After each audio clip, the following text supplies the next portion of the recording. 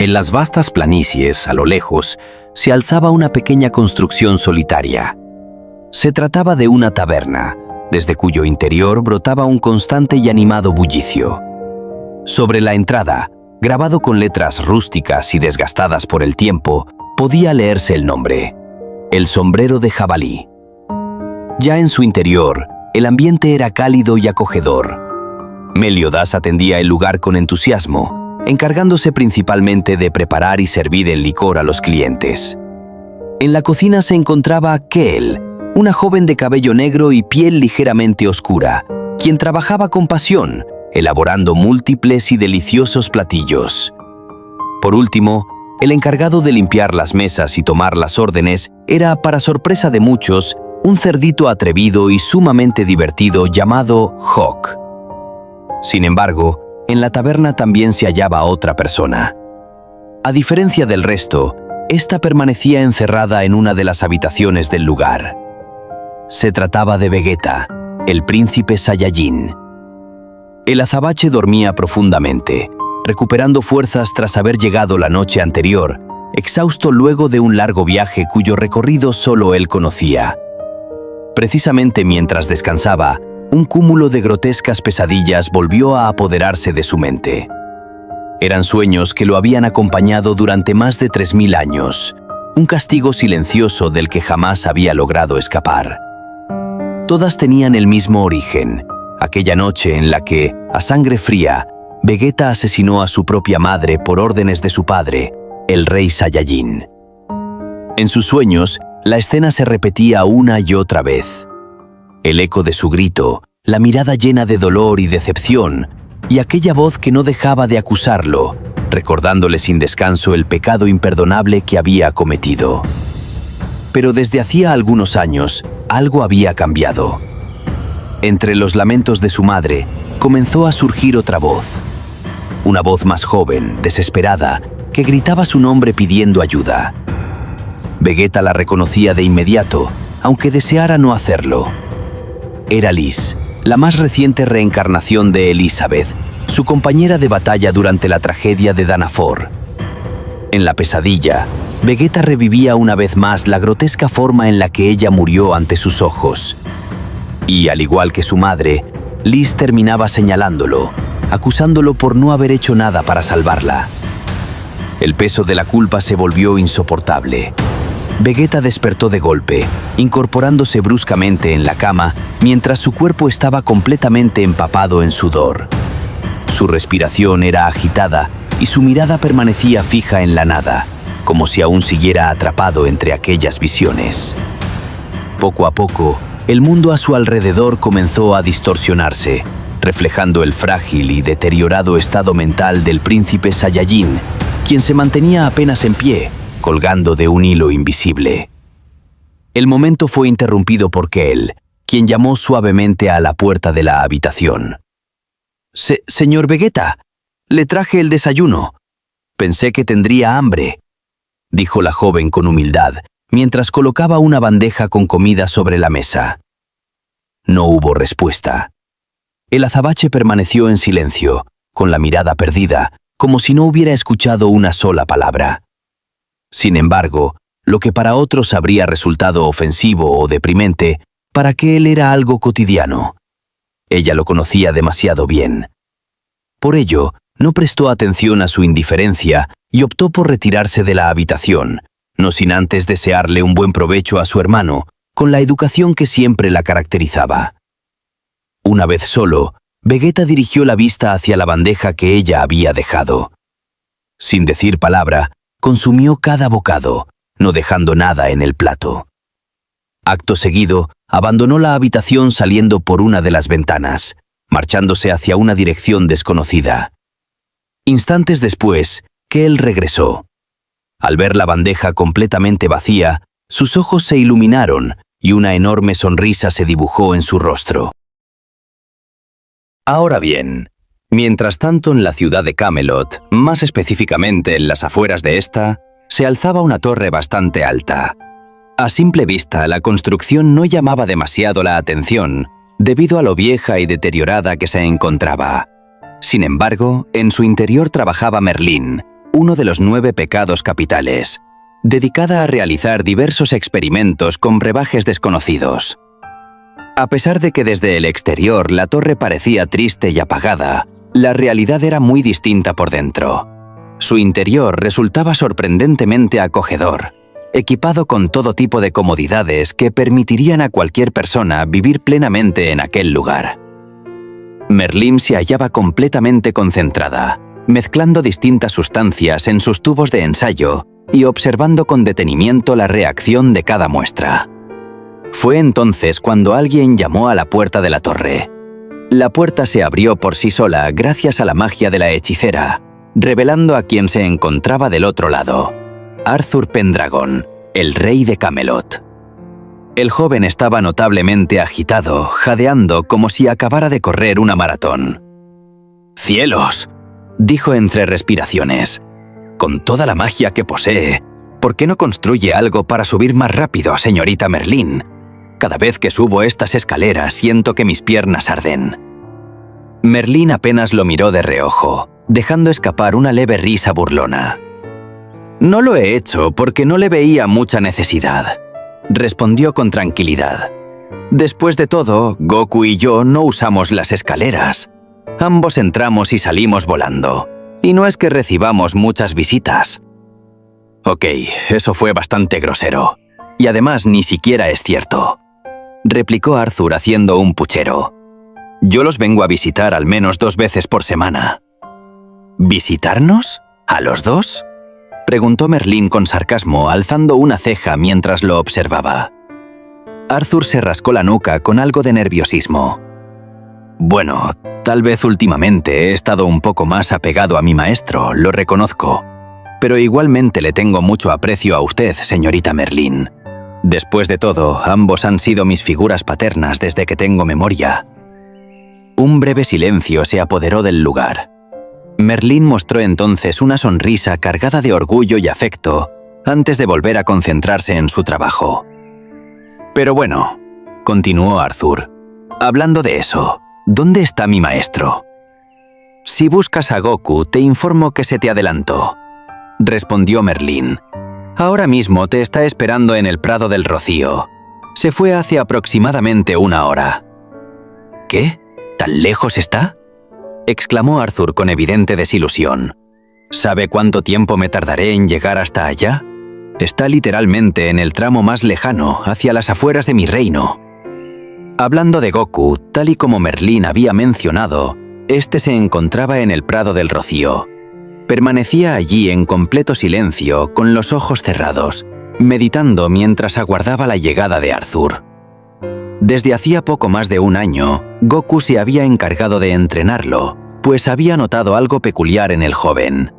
En sus propias palabras, Arthur poseía un potencial enorme, uno que, con el tiempo, podría convertirlo en un poderoso combatiente.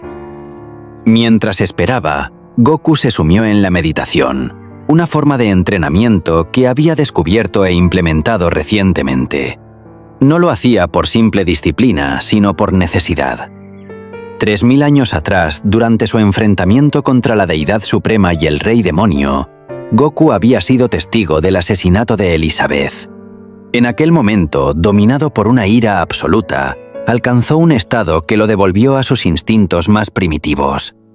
Aquella transformación, como él la llamaba, le otorgaba un poder físico y destructivo descomunal, pero a un precio demasiado alto.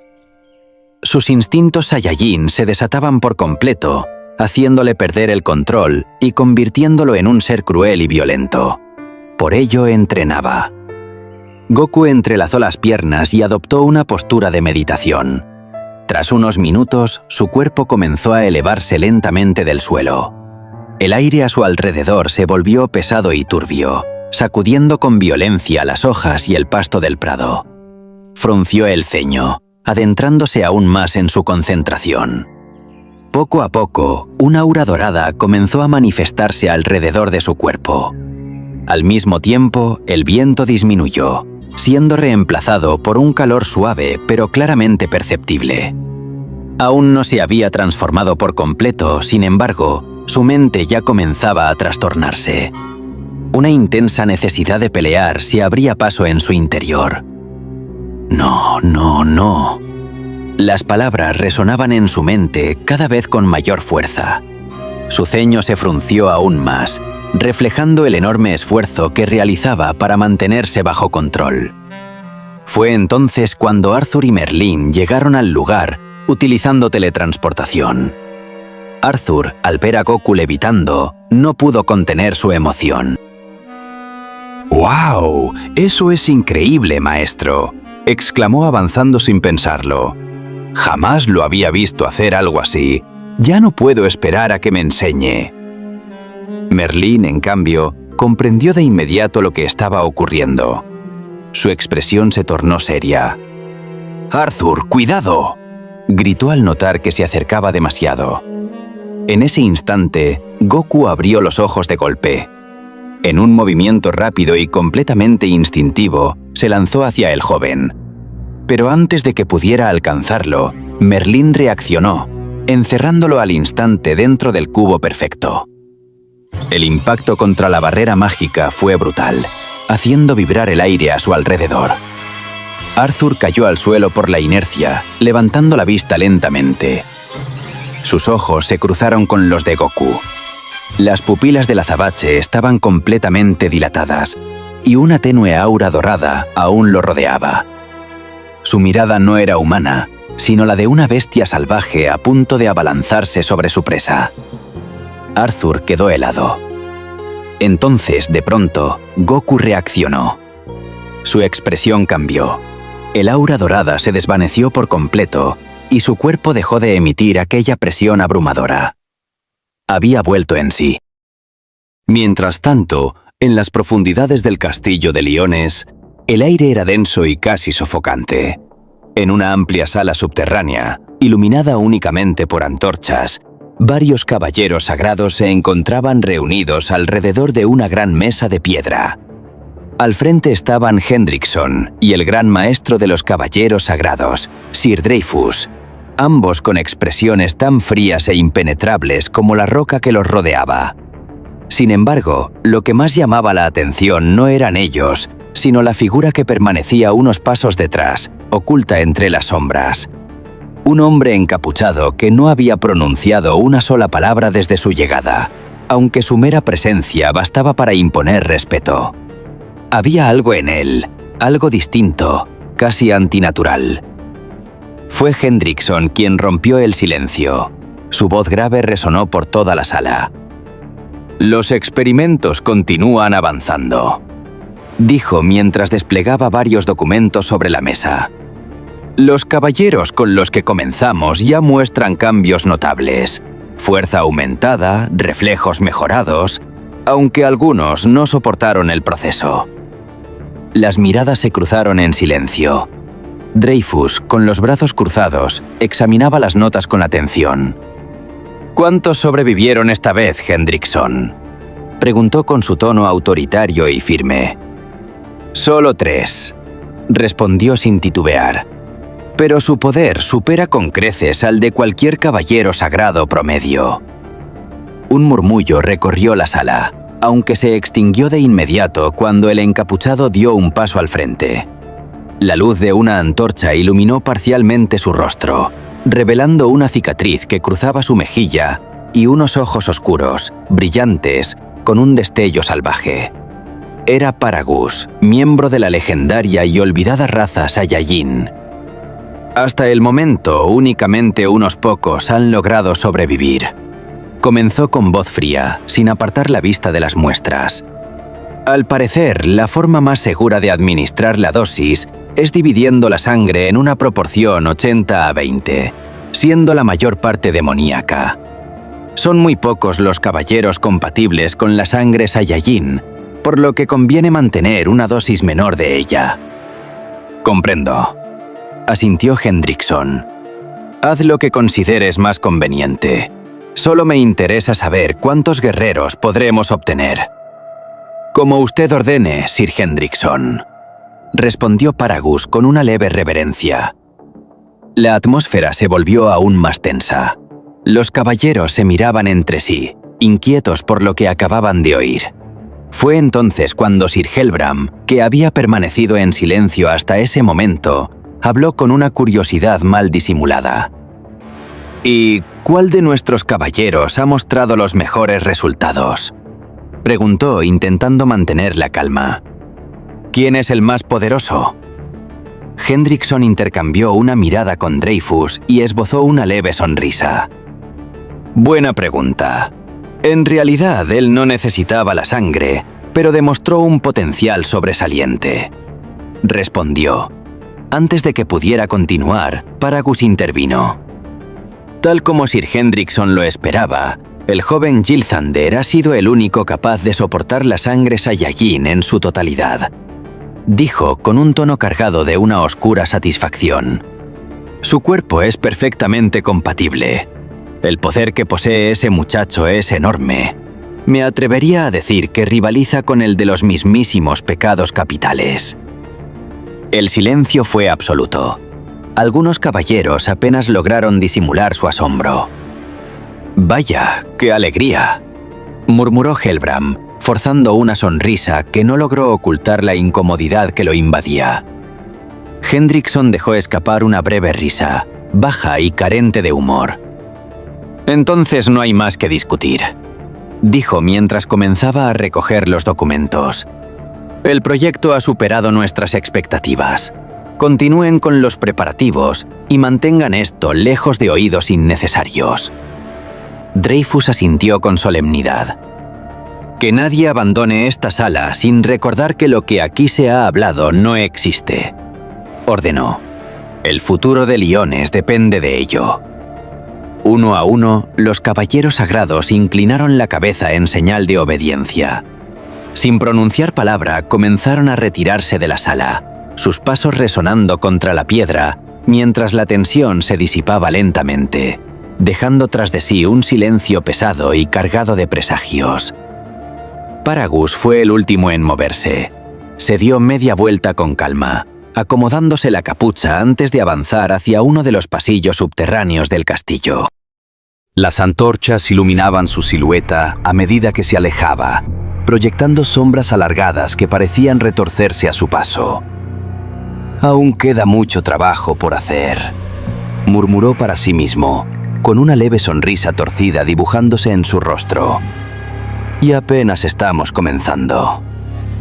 Descendió por una escalera de piedra que conducía a las zonas más profundas del castillo, allí donde nadie más se atrevía a entrar.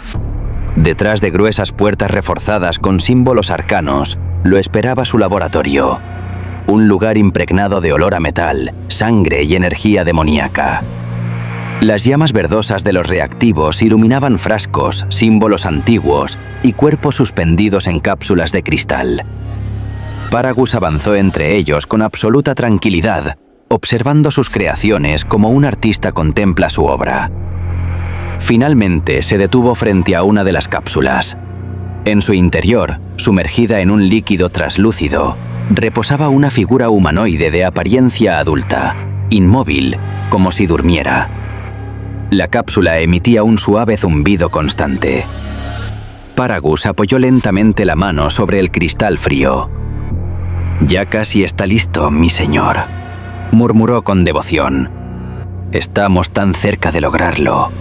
Nunca habíamos estado tan cerca de devolver a nuestro clan su antigua gloria». Retiró la mano y esbozó una sonrisa contenida. «Solo me hace falta una muestra más». No se refería al individuo dentro de la cápsula. En una de las esquinas del laboratorio, oculto entre las sombras, alguien más escuchaba en silencio. «Has hecho un buen trabajo, Paragus», dijo entonces una voz grave. «Me has servido durante estos últimos 20 años y has sido fiel al juramento que le hiciste a mi padre. Por eso tengo una nueva misión para ti». Paragus se giró de inmediato y se inclinó con respeto. «Dígame, mi señor, sus órdenes serán mis anhelos». «Manipula a Hendrickson», ordenó la voz. «Haz que inicie la búsqueda de las demás esferas del dragón. Ahora que ya tenemos 2, encontrar el resto será mucho más sencillo». Paragus dudó apenas un instante. «Mi señor», No es mi intención cuestionar sus órdenes, pero ¿no sería más prudente obtener primero la última muestra de sangre que necesitamos? Con nuestro poder, sería sencillo arrebatársela a la princesa. El ambiente se volvió gélido. Un paso resonó fuera de las sombras. La figura oculta avanzó lentamente hasta quedar bajo la luz de las antorchas. Era Vegeta. Sus ojos ardían de furia. En un parpadeo, se lanzó contra Paragus y lo tomó del cuello, alzándolo del suelo. El científico comenzó a asfixiarse, aferrándose inútilmente al brazo que lo sujetaba. ¿Estás cuestionando mi autoridad, maldita escoria?, escupió Vegeta con desprecio. No olvides que, para mí, sigues siendo un miserable insecto bajo mis pies. Apretó con más fuerza. Te he dicho que tienes prohibido ponerle un solo dedo encima a Elizabeth, al menos hasta que yo lo ordene. Si te digo que no la tocarás, obedeces. Si te ordeno ejecutar a todos los caballeros sagrados, obedeces. Y si te mando a buscar las esferas del dragón, irás y las encontrarás. Sus ojos se clavaron en los de Paragus. Eres solo un peón, uno que puedo eliminar con facilidad. ¿Quedó claro? Sin esperar respuesta, lo soltó. Paragus cayó al suelo, tosiendo desesperadamente mientras intentaba recuperar el aire. Sí, mi señor. Perdone mi ofensa. No volveré a cuestionarlo. Vegeta lo miró por encima del hombro con absoluto desprecio. Eso espero, insecto. Y date prisa con terminar tu dichoso experimento. Si descubren lo que haces con los restos de los caballeros muertos, no será beneficioso para mí. Sí, mi señor, respondió Paragus con la voz temblorosa. Vegeta no dijo nada más. Simplemente se dio la vuelta, y su presencia opresiva desapareció entre las sombras del laboratorio. De vuelta con Goku, Merlín aconsejó a Arthur que lo dejara descansar, prometiéndole que más tarde le explicaría todo. El joven obedeció, aunque al marcharse no pudo borrar de su mente aquella mirada salvaje. La mirada de una bestia que, de no haber sido por Merlín, probablemente le habría arrebatado la vida. Ya en la torre, Goku y Merlín conversaban con seriedad. «Aún no puedo controlarlo», confesó Goku con la voz baja. «No lo entiendo. Después de todos estos años, sigue siendo igual. Es como si, en el momento en que intento transformarme, otra persona se apoderara de mí». Merlín lo observaba con un gesto compasivo. «Es tu naturaleza, Saiyajin», respondió con suavidad. «No te atormentes por ello». «Suena fácil decirlo, Merlín, pero no lo es», replicó él desviando la mirada. «Por culpa de esto me he quedado estancado. He probado todo, métodos, estrategias, disciplinas. Nada funciona. Hoy casi ataco a Arthur». Su voz se quebró. Si algo le hubiera pasado, jamás me lo habría perdonado. Merlín guardó silencio unos segundos antes de hablar. ¿Estás seguro de que lo has intentado todo? Goku frunció el ceño, desconcertado. ¿Eh? ¿A qué te refieres?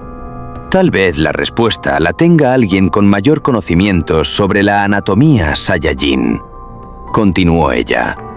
Alguien que haya crecido aprendiendo sobre ello. Goku abrió los ojos lentamente, comprendiendo de inmediato. ¡Vegeta! Merlín lo miró con curiosidad. ¿De verdad no habías pensado en él? Sí, admitió. Un par de veces, pero nunca se dio el momento adecuado. Tienes razón. Él debe saber más sobre esto. Iré a hablar con él. ¿Ahora?, preguntó Merlín. Sí, mientras antes solucione esto, mejor. Si partimos ya, llegaremos a Liones al atardecer.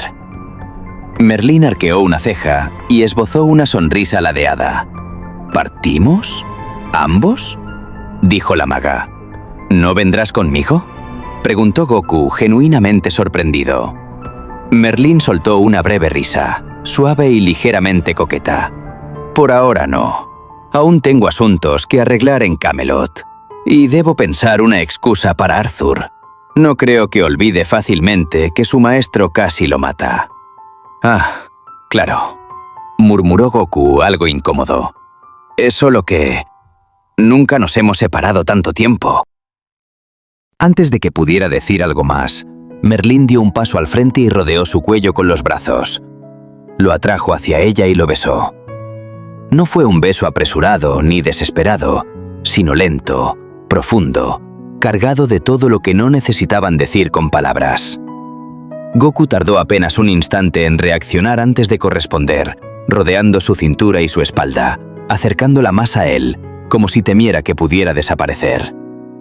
El tiempo pareció detenerse. Cuando finalmente se separaron, sus frentes permanecieron unidas, respirando el uno al otro.